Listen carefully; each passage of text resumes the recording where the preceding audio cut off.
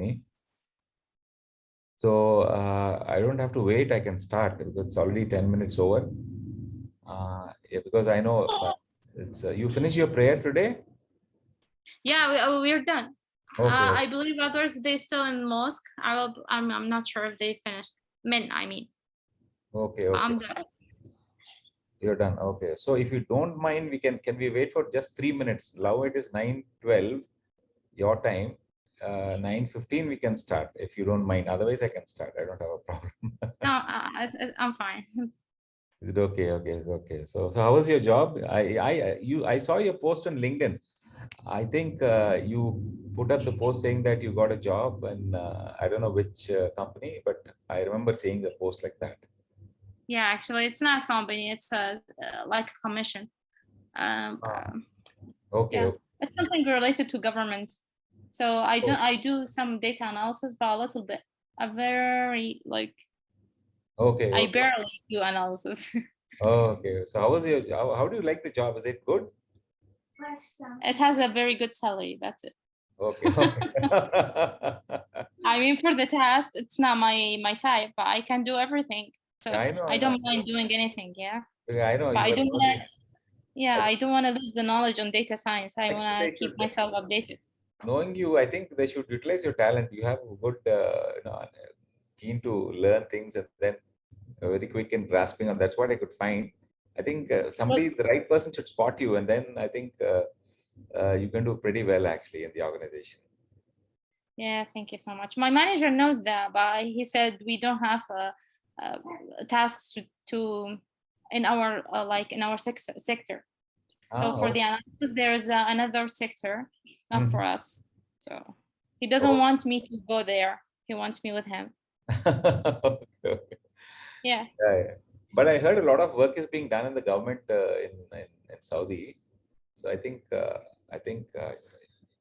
yeah, but I think the work, I don't know, I'm not sure of the work you're doing now, but I think if they put you in data science analytics, I think your talent is much more utilized. That's what I think. Yeah, thank you so much. I Yeah, hope one day we can work together though. sure. Yeah, so nice of you. So yeah. And how are the others? You're in touch with your other classmates? Yeah, I'm in touch with Ali from our group. Ali. He's fine. He's about to get an offer from Neom. Do you know Neom? That city, that new city. Yeah, there is a company here in Riyadh, the headquarter of Neom here. Excellent, excellent. So he will work as a data scientist. But I'm Ah, not sure why he's late. They didn't. okay. He's a He's smart still guy. waiting the offer. Huh? He's a smart guy. He's a smart guy. Yeah. Yeah, yeah. I heard that Amran already got a job. Ghanem too. Oh, Ganim ko, yeah, Ganim. And then I think Banan, I think I saw a post. Uh, Yeah, Banan in Sadaya. Yeah. oh, Banan. No, Lena is in Sadaya. That's what I saw. Oh yeah, Banan in Flow. I don't Those. know what is this. It's my first time to heard of it. Okay. Lena got it, made it to Sadaya then finally. Yeah. Yeah. So yeah, so I think I should not waste your time. At least I'll just start this. Let others join. So basically, Nadia, the idea is we have been. So I don't think I should see data patterns is set up by our own people, and there are two tracks that are. If you know the about the background of data patterns, I'll skip that. But otherwise, just to give you a brief on that, it's there are two tracks that we deal with. One is the coding track in Python. The other is the codeless tracks, which is the codeless methodology that we teach. Okay, and see, the sessions we are doing right now is basically on just to familiarize. Of course, you know the methodologies, but to familiarize the students on these methodologies, and then if they're interested, it'll be module by module. That's how we thought. I left that design of the course. I see the content of the course I gave, but the 1 day module and all, I said whatever is the convenient for students, we will do that. So I was told that the 1 day modules would be suited for the students there. So that's how this 1 day module thing came into being. And if students find it a little lengthy to learn for the whole day, we thought of breaking it up into 2 sessions. So one day half of it and the other day is half of it. That's how we thought. Okay. So I'll just give you a brief on this demo sessions we are doing topic by topic. So some days clustering, some days regression, some days. Today is the turn of classification. Okay, so I'll just briefly run you through this, and then it depends on the your interest. Okay, so basically this the codeless data science, I'm sure last time we had some I think 1 or 2 sessions on this. Basically it is aimed at people of different backgrounds. Of course you were showing interest at that point of time, and it suits people of different backgrounds and at different levels. It can be analysts or whatever, and if you're doing work in Excel also, this codeless thing is going to help you a lot in case in your organization you're doing some analytics. It's not that you do machine learning also, but if you're working in Excel, there are a lot of things in Excel which you cannot, a lot of things which you cannot do in Excel. Okay, those sort of things can be automated with this methodology. So it's not just data science and machine learning that you will learn as part of this. You can also use the same NIME tool or whatever to improve your efficiency in your organization. That's another thing you can explore actually. Okay. So there are many codeless tools available. Alteryx is there, RapidMiner, Data. So many are there in the market, and of course, what I focus on is NIME. You know that tool already, and of course, Orange is for more of easy to learn, simple things, easy to explain thing. And then Veka is one more product, which is a New Zealand-based product. It's also a good product to learn. But I'll be focusing on NIME for this particular course. Okay, that is the idea. Now, of course, NIME, you're familiar with at least the product. It's got so much of functionality there. Apart from machine learning AI, it can integrate to a lot of external data sources. It can be databases or Excel or even the enterprise ERPs like SAP and all that stuff. It can do all that. You can do your extract, transform, load from these data sources, and then you can also it has a host of libraries, or AI ML libraries, right from. And the other beauty of this is it is not that it is mostly codeless, but if there are some functionality that you don't have in the codeless, you can still write a Python code and integrate. So that flexibility it gives. So that makes it very, very powerful, because whatever is available in the codeless stack, you can use that straight away. And if there is some functionality that a new algorithm, for example, or some or a new function that you need to write, that you can write a Python code and then integrate. So that's the beauty of this methodology. And then of course reporting, there is a lot of reporting available. Plus you can also integrate with a lot of reporting sources like Tableau, for example. You can work on Power BI. So there are a lot of integrations from the data source side, and even to push your analysis into the visualization tools like Tableau and all that stuff. And then of course scripting languages like SQL it supports, Python it supports, R it supports. And then the other thing is it also integrates with your cloud-based services like AWS and Azure and all that stuff. So it's very well integrated with the entire ecosystem. So anybody wanting to do analytics or data science, machine learning, AI, it integrates from this data sources side. It can do all the extractions. It can push data into the other sources, visualization, whatnot. It can do a lot of things actually. So I would say 90%, 99% of the work that you do can be covered by using this tool, even in your current organization. So that's that way you can improve the productivity in your the work that you do. Okay. Now this methodology, I think last time we discussed this, but basically this concept, the 4C methodology that I normally adopt, starting from the concept to the context and the case and the codeless, basically teaching the concept and then explaining the context in which this particular algorithm or concept is used, and then taking up a small problem or a case, and then solving it using the codeless methodology. So this 4C methodology is what I usually adopt for teaching this course. Okay. And when we learn this course, you will learn the entire cycle. Of course, the deployment starts with the data, then data preparation part, again the same machine learning cycle of model training and testing and evaluation, all that is done. And then of course deployment is something that we'll not cover, because if you want to deploy, you need a server, which is a NIME. The entire thing is free, but when you want to deploy, you have to go for a server which is a paid version. So since that is a paid version, we will not touch that. But of course, the theory part we can cover, but we cannot see it in action because you have to pay for it. So that's why we stop at the model evaluation. So that will how the course will be taught. Okay. And of course, supervised, unsupervised, you are familiar with it. So I don't have to again. If there are other students I would have taught, but since you're the only student now in this demo, I think I don't have to elaborate all this. So this is about it. And then, of course, applications of classification, there are a lot of applications of classification in different industries, be it financial industry or whatever, banking or insurance and medical and manufacturing. There are so many applications of classification. You're familiar with that. And then, so as part of this course, the full day course, what the student will get to learn is, first of all, the conceptual clarity on classification is what they will get.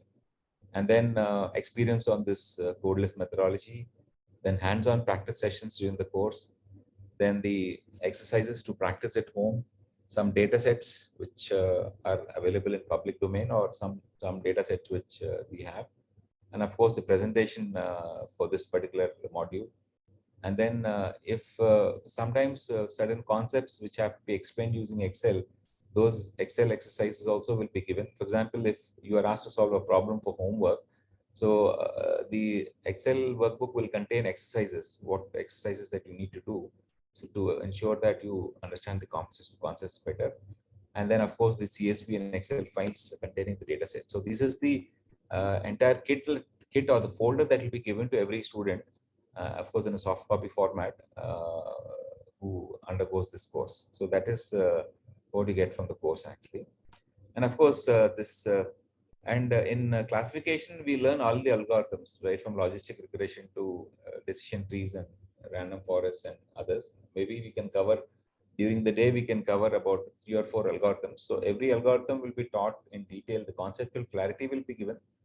After that, the algorithm is again the same 4C methodology, where you learn the concept and then the applications of it, and then the take up a problem, a case, and then solve it using the codeless methodology. So this entire 4C methodology will be adopted for each of these algorithms. So that's how we plan to run this particular module on codeless data science. Okay, like this logistic and decision trees, and it will come in the main deck, but this is just a demo class, which is supposed to be for about half an hour or 45 minutes.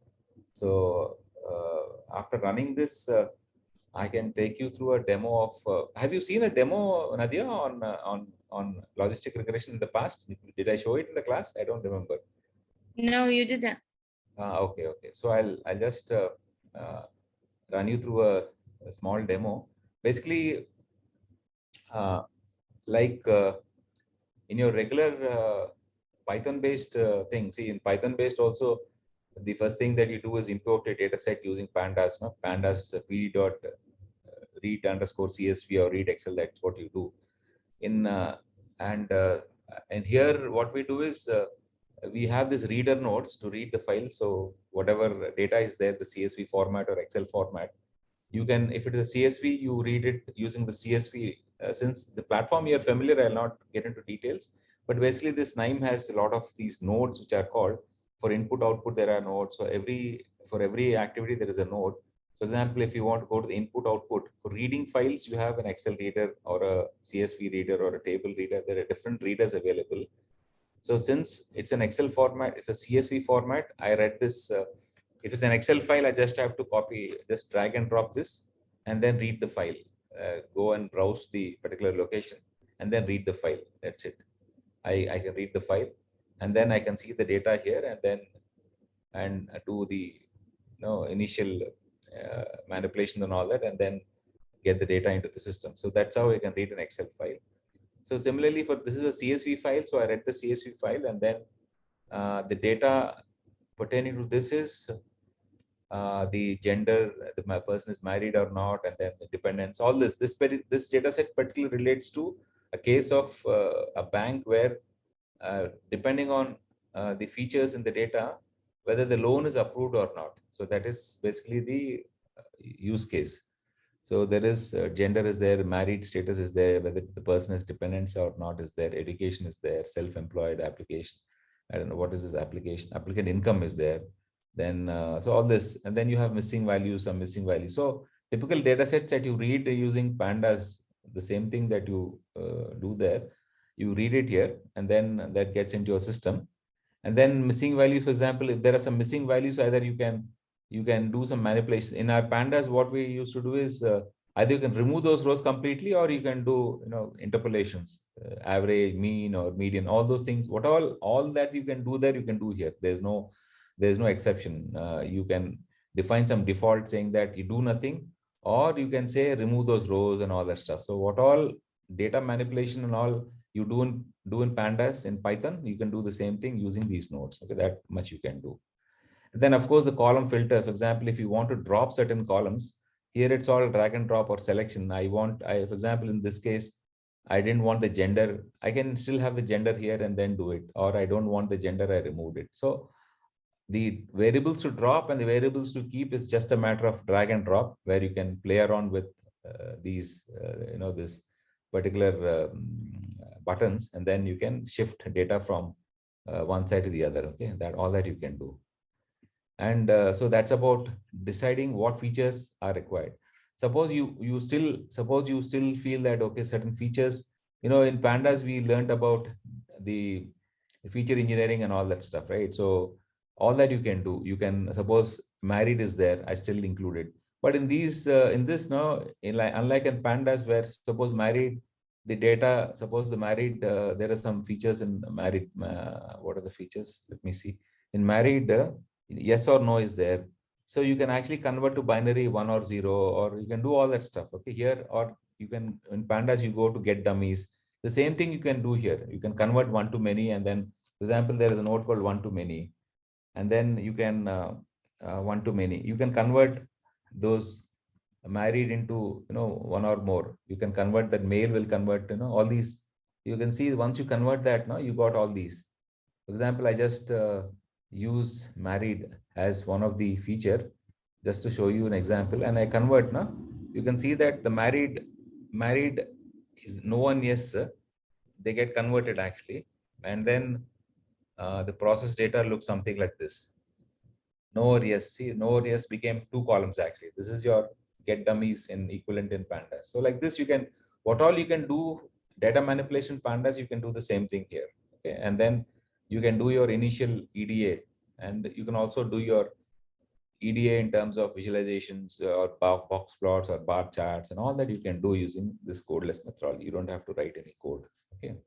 So once you do all your initial processing in the first steps, then you come to the case of classic, in sklearn, we have that train test split, where you divide your data into the training set and the test set. So here also, the equivalent of that is a partitioning node, wherein you actually decide how much should be the training set and how much should be the test set. So in this case, 80 is chosen, but I can change it. In that sklearn train test split, you have to give the test size. Here you can just change the numbers here, and then you can decide the partitioning. All that you can do. So what all the equivalent of that you can do here. So partitioning I've done using this partitioning node, and I got divided this data into train test and test set. That's it. So there are two in this node. There are one input port and there are 2 output ports. From the example, the data contains 610 rows. Now, when I divided this into 2 training and test set, the top is carrying 408 rows because 80% of it. And the bottom one, which is the test set, is 102. It is 20% of it. So I got the training set and the test set from both the upward and the downward nodes. Okay, downward ports. So the training set, I have sent it to the logistic regression. So once you do this, so initially we start with reading the data. You can do all the data manipulations of missing values and all that. What all you do in pandas, you can do here. So once you do all that and come out with the final data, you come with the train test split, the same as you do in sklearn, and that's the equivalent here in partitioning. And then once you do that, you feed it to the your machine learning model. In this case, it's a classification. It's a logistic regression can be used for classification. So click this and do your configurations. That's it. So this is all configurable. Your target is your loan status. Then it has got yes or no. You can give yes or no as a reference. Then there are some algorithms to solve. You can choose this method or this method, then choose the features that are there.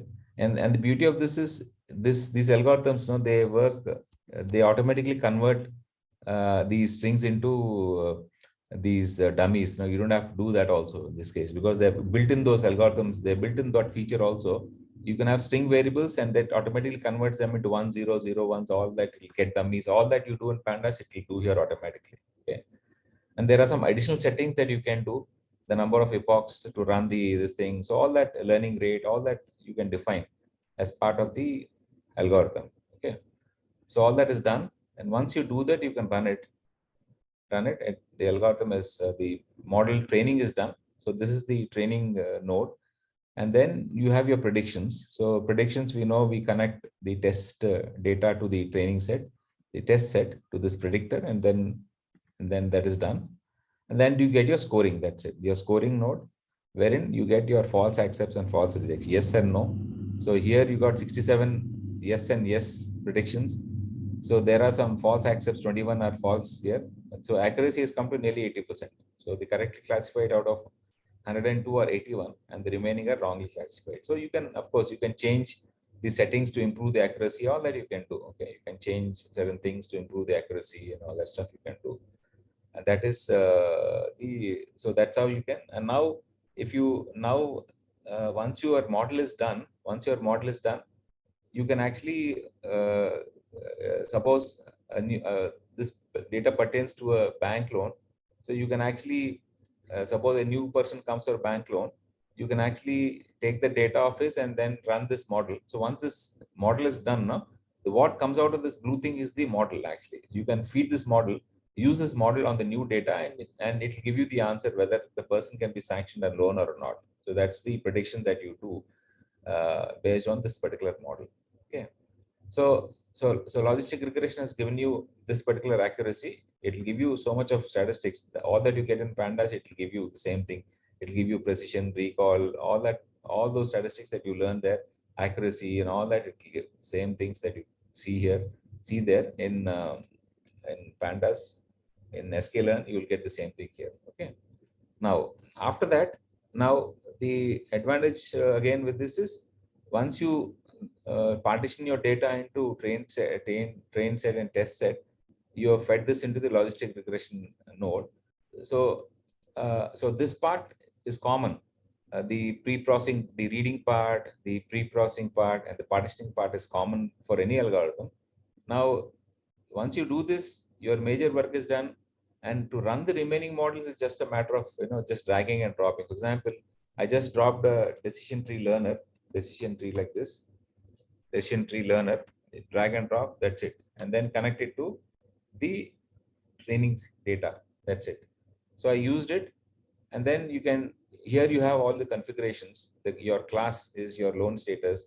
Then remember, in decision trees we learned about Gini index and all that, gain ratio, Gini index, and then so you can select of them. Then pruning and no pruning. If you want to do some regularization, you can go for MDL, minimum description length, or if it's no regularization, it's no pruning. So all this settings that you do in pandas, you can do the same things here also in your algorithm. And then you run the model, you run the training set, and the test set is the same thing. You run your tests, you feed this into the prediction, this thing, and then it will do it, and that's it. Your model is done. Okay. So and then there are some data manipulations. Some data manipulations I've done just to, here in NIME, what you can do is, if this all this process, now once you prepare them, you don't have to. You can also convert them into sort of it's called a meta node, just to condense them into a meta node. I just put say a TT, whatever I can put, whatever name. It becomes a small thing so that it becomes more elegant to see actually. So what all you can create a combination of nodes to do some data manipulations. Why I've done this is, I wanted to show a comparison of the accuracy of each of these models, logistic regression, decision tree, and this is a random forest model actually. So similarly, like a decision tree, I just dragged and dropped this random forest. It also has a lot of configurations that can be done. Like here, this is your target column. These are all your features. Again, your split criteria, all these settings are there in this. You can do all that. And then you run the model. Then your prediction is done with that. Then your scorer is there, the same that you get. And these I've done to retain some columns that I don't need, or remove some columns that I don't need. All that I can do. All those manipulations are there. This is a random forest. These are once you build it, no, then that's it. You don't have to. I just did it for one and then just copy paste it for others. I don't have to do it for all. Okay. So this basically, and then I did some column appending to compare the results of the random forest with the others also. For example, logistic regression accuracy is this much, decision tree accuracy is this much, random forest accuracy is this much. So I found that logistic regression is highest scoring accuracy. This Cohen's kappa is a different parameter. The value should be high. So here in this case of Cohen's kappa, I think this is showing a better result, 475. So like this, I can compare the different models and then I can decide what is the model that is the best suited for this particular data. Okay, like this, there are several things you can run. You can suppose you want to do an XGBoost or something, or an ABIS also XGBoost. You can also XGBoost is there. This is another algorithm that you can run. Like this, there are several algorithms which are there. You can run all of them or some of them, and then you can build your model. And as I said, deployment. So if you look at the cycle now, this cycle, data to data preparation, I showed you how you can do it. The model training and optimization, when you do the settings in the algorithm, you can do that. Evaluation is your accuracy and all that stuff you can do. And deployment, as I said, is something that you do on the server, which we cannot show. But it is also, if you have a connection to the server, it's not very difficult, because if you, the same thing, if you want to run a model, it's as simple as, once you, suppose I want to run a model for this, say a decision tree or whatever, no? I see this, and then when I click this, when I suppose I want to run random forest on the server, now right click this. If you are connected to the server, no, you will see that this deployed to server will be highlighted here, because I don't have a connection to the server. It is grayed out, but if it is connected to the server, this will be highlighted. So all I have to do is just click on that, and then it will run on the server, and then it will show me the result on the server. So connection to the server is not a big thing at all. It is just a matter, because you have to pay some money for it. I didn't connect to it, but otherwise it's a very simple method to run your algorithms. Like this, you can, so the idea is that basically learning about the algorithm, then and then understanding in what context it is used, and then we will take up a case and then explain each of them in detail. For example, here, because it's a demo class, I just went through them quickly. But when we actually learn the class now, we will understand about each of them, what each of them does, each of these settings in the algorithm, what does each of them do, what is this, what is this, what is this. And then like this, we learn about these different settings, and then we will understand about the scoring in detail, and then how do you compare all these models we will build, so that by the end of the course, end of the class, in the day, you'll be able to build any of these classification models. So people like you already have some exposure to data science, or a decent exposure to data science, it becomes pretty easy. But for people who are new, first time learning data science, they'll have to put a little more of maybe another few days of effort to learn these models. Okay, so this basically, so the idea is the audience for this methodology is slightly different. It is not the Python based things, because Python itself will take some time to learn. Here, from day one itself, you will be productive. You can start applying these algorithms in your day-to-day work also. So that is the approach that we'll be following for this particular methodology. Okay.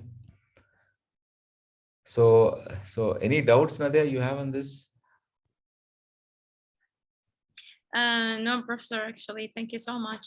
I will try tonight and do some modeling here online, because the last time I used it with you. Pardon me? I will start practicing again online. You can do it, and offline also, Nadia. See, don't hesitate to, because you are my, we work together. We all, we were part of the same group, so I don't mind guiding you offline also. I don't have a problem also. Okay, any doubts that you have, you can contact me. I can share you my WhatsApp number if you want, and then if you, please. yeah. You have Saudi number? No, Saudi you don't have, but India number I have, but I can, Okay. I can be available in WhatsApp, right? Yeah, of course. Yeah, you can contact me. If you have any doubt, you can contact me. I don't have a problem at all. What's yours, please? Yeah. Yeah, I just sent you on the chat window. Oh, okay.